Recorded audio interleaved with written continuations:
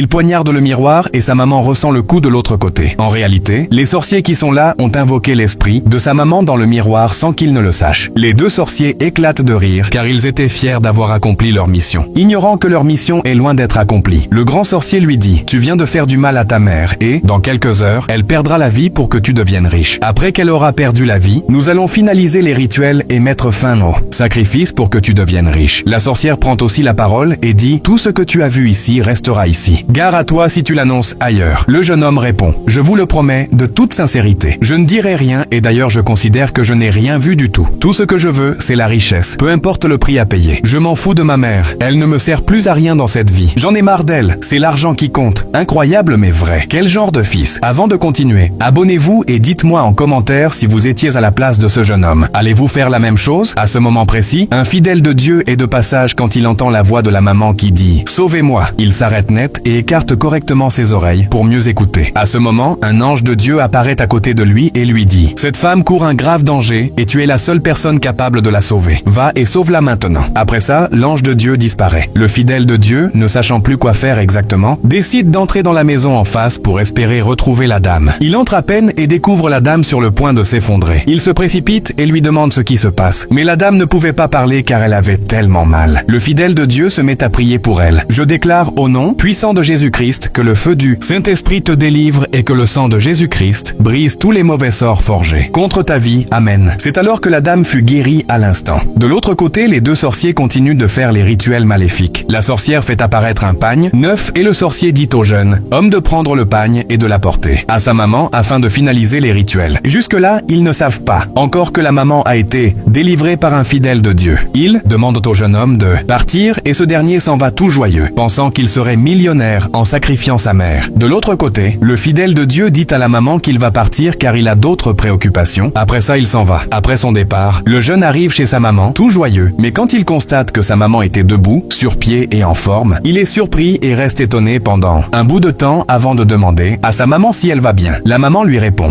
bien sûr que je vais bien. Et pourquoi tu me demandes ça? Le jeune homme ne dit plus rien. Il fait juste semblant d'être fier, mais au fond de lui, il sait qu'il est déçu de voir sa propre mère en bonne santé après l'avoir sacrifiée. Et c'est là que Dieu montre sa colère contre le jeune homme. Dieu a fait un truc vraiment terrifiant que personne ne s'attendait. Je te dévoile tout ce qui s'est passé ensuite dans la partie 2 de cette vidéo. Pour le moment, abonne-toi et ajoute la vidéo dans tes favoris pour découvrir la partie 2.